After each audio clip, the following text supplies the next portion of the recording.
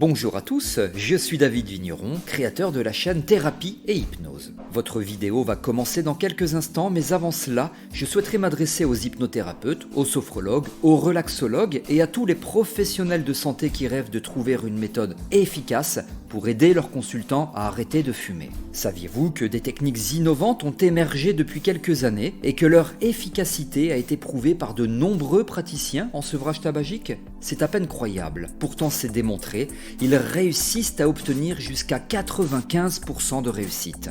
Moi-même, infirmier diplômé d'État et formateur en hypnose clinique, je suis spécialisé dans la prise en charge de l'arrêt du tabac et j'ai amélioré de manière spectaculaire les résultats de mes accompagnements en sevrage tabagique grâce à une approche totalement différente de ce que proposent la plupart des professionnels. Cette méthode que j'ai développée, tous les praticiens en relation d'aide pourraient en bénéficier. C'est pourquoi je vous propose une conférence en ligne dédiée à la prise en charge de l'arrêt du tabac. Elle est réservée aux professionnels de l'accompagnement et l'accès est gratuit en ce moment. Inscrivez-vous dès maintenant pour en profiter.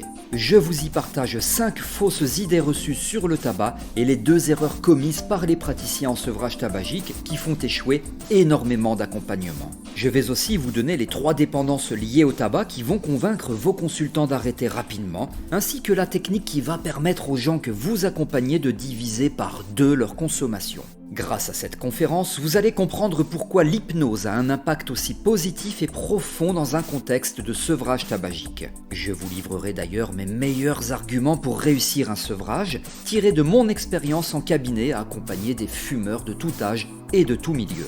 C'est une conférence en ligne qui dure environ 1h15 et je la propose actuellement en accès gratuit pour une période réduite. Je vous précise que les places sont limitées afin de pouvoir répondre à vos questions de manière personnalisée. Alors inscrivez-vous maintenant en cliquant sur le lien situé dans la description de cette vidéo. Merci pour votre confiance et c'est parti, votre vidéo démarre. Bonjour, bienvenue dans cette vidéo intitulée « Les raisons pour lesquelles les gens commencent à fumer ». Je suis David Vigneron, formateur en hypnose clinique et thérapie brève et infirmier diplômé d'État.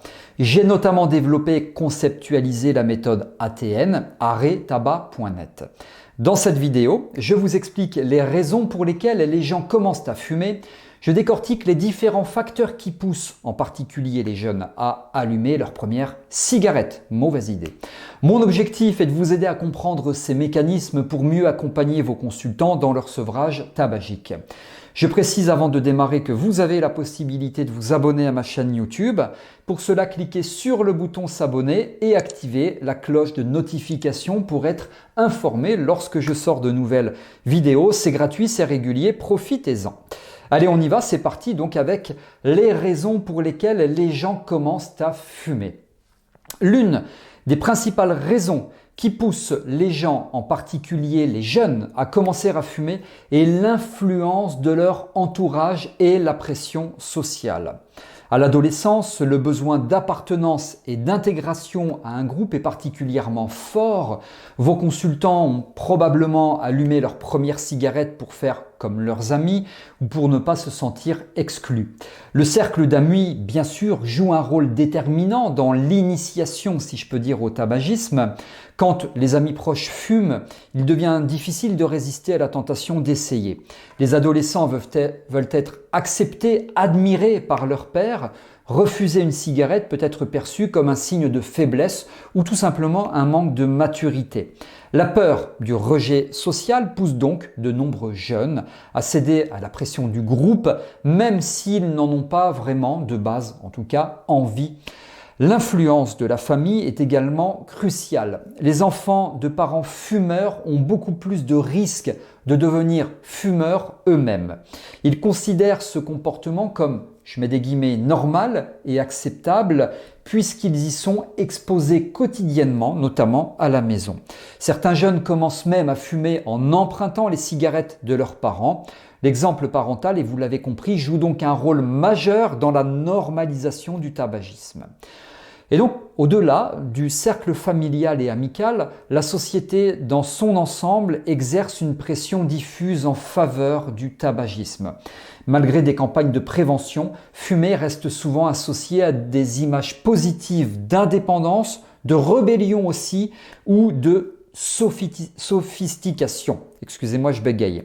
Les médias et la publicité ont longtemps contribué, d'ailleurs ça continue parfois, à donner une image glamour, séduisante aussi du tabagisme. Bien que la publicité directe soit désormais interdite dans de nombreux pays, les films et séries continuent de montrer des personnes qui fument, ce qui renforce l'idée que c'est cool, que c'est sophistiqué, que c'est bien de fumer.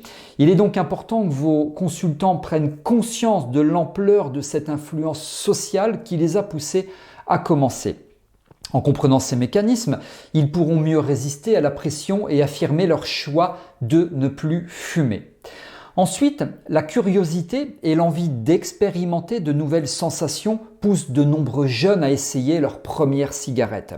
À l'adolescence, le besoin de tester ses limites et de vivre de nouvelles expériences est particulièrement fort. Vos consultants ont probablement été attirés par l'aspect interdit, mystérieux aussi, du tabac. Le désir de découvrir par soi-même les effets du tabac est souvent très puissant. Les jeunes veulent savoir ce que ça fait, quelles sensations ça procure. Ils sont bien sûr curieux de comprendre pourquoi tant d'adultes fument malgré les risques que ça comporte. Cette curiosité naturelle est habilement exploitée par l'industrie du tabac qui cible spécifiquement les adolescents. L'attrait de l'interdit joue également un rôle important. Le fait que le tabac soit prohibé aux mineurs le rend d'autant plus attirant. Enfreindre cet interdit procure un sentiment grisant de transgression, d'émancipation. C'est plaisant quelque part. Fumer, ça devient alors un acte de rébellion contre l'autorité parentale et sociétale. Le désir de paraître plus mature et plus adulte est un autre facteur psychologique important. Fumer, c'est perçu comme un rite de passage vers l'âge adulte. Je fume, donc je suis un adulte, ça y est, j'ai grandi, j'ai fini de grandir. Vos consultants peuvent commencer parfois à fumer pour se donner une image plus mature et plus indépendante aussi. La cigarette leur permet de s'affirmer comme des grands et non plus comme des enfants. Puis il y a le goût du risque et la recherche de sensations fortes qui peuvent pousser certains jeunes à expérimenter le tabac malgré les dangers. Le frisson quelque part de l'interdit et la conscience du danger participent grandement au plaisir de la transgression.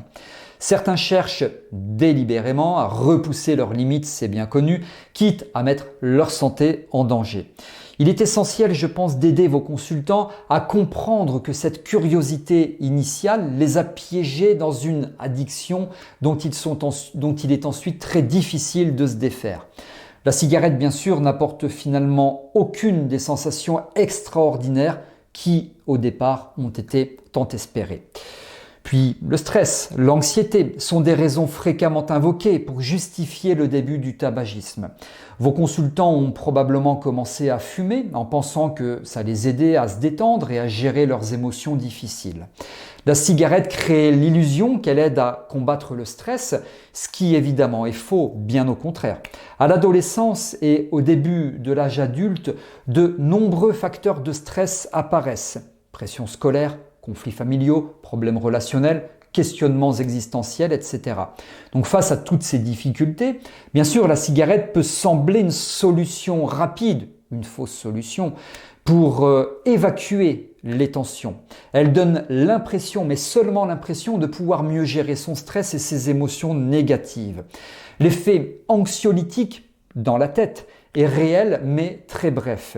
Il masque en réalité le stress lié au manque qui s'installe progressivement.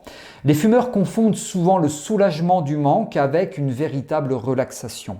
Ils entrent ainsi dans un cercle vicieux où la cigarette devient indispensable pour gérer leur stress, alors qu'elle en est la principale cause. Les études le démontrent. L'ennui et le besoin d'occuper ses mains ou sa bouche sont d'autres facteurs émotionnels qui conduisent au tabagisme. Fumer devient une activité qui comble les moments de vide et donne l'impression de faire quelque chose. Je l'ai très souvent constaté et c'est quelque chose qui m'a beaucoup surpris. Je fume, ça me passe le temps, me révèle beaucoup de fumeurs. La cigarette peut servir aussi de doudou qui rassure dans les moments de solitude ou d'ennui. La faible estime de soi et le manque de confiance en soi aussi peuvent également pousser certaines personnes à commencer à fumer. Ces personnes pensent que ça leur donnera une contenance et ça va les aider à paraître plus assurés dans des situations sociales. La cigarette devient alors une béquille émotionnelle, un moyen de masquer sa timidité ou son anxiété sociale. Il est donc crucial d'aider vos consultants à prendre conscience que la cigarette n'est qu'un faux ami qui aggrave en réalité leur stress à long terme. Et je me répète, les publications médicales sont claires là-dessus. Le fait de fumer provoque des sécrétions de cortisol qui est l'hormone du stress. Alors les accompagner dans la gestion du stress, vous l'avez compris, vous vous en doutez, c'est essentiel pour une réussite durable du sevrage tabagique. Notez bien ceci. Ensuite, l'accessibilité et la disponibilité des cigarettes facilitent grandement le passage à l'acte. Plus les cigarettes sont faciles à obtenir, plus le risque de commencer à fumer est élevé. L'industrie du tabac a longtemps profité de cette accessibilité pour recruter de nouveaux fumeurs, en particulier chez les jeunes. Malgré les restrictions légales, les mineurs parviennent encore trop facilement à se procurer des cigarettes, que ce soit via des adultes qui sont complaisants, via des distributeurs automatiques mal contrôlés ou des vendeurs qui sont peu scrupuleux. L'accès au tabac reste relativement aisé pour les adolescents qui sont déterminés, qui veulent fumer. Le prix relativement bas des cigarettes, dans certains pays, je précise, contribue également à cette accessibilité, surtout pour les jeunes aux revenus limités. Les paquets de 10 ou les cigarettes à l'unité, bien que désormais interdits dans de nombreux pays, ont longtemps facilité l'initiation, l'entrée au tabagisme. Il semblerait que la génétique joue un rôle dans la susceptibilité et à la dépendance à la nicotine. Certaines personnes sont plus sensibles aux effets de la nicotine et deviennent plus facilement dépendantes. Ça explique pourquoi certains de vos consultants devenus accros très rapidement le sont devenus accros très rapidement, tandis que d'autres ont mis un peu plus de temps, si je peux dire, à devenir accros. Et puis bien sûr, le goût sucré et les arômes ajoutés dans certaines cigarettes, notamment celles destinées encore une fois aux jeunes, rendent la première expérience plus agréable et masquent le goût désagréable, en tout cas me semble-t-il, du tabac. Ça incite à continuer et à développer progressivement une dépendance. Enfin, l'effet coupe-faim de la nicotine peut séduire certaines personnes, en particulier les jeunes filles soucieuses de leur poids.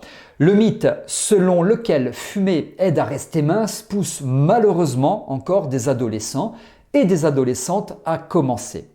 En comprenant ces différentes raisons qui poussent les gens à commencer à fumer, vous serez mieux équipé, si je peux dire, pour aider vos consultants, pour les accompagner à surmonter cette dépendance, cette habitude néfaste et dangereuse de fumer. Il est essentiel de s'attaquer aux racines psychologiques et émotionnelles du tabagisme, pas seulement à ses aspects physiques. Pensez notamment, et je l'ai dit, à les accompagner avec, entre autres, une excellente méthode de gestion du stress.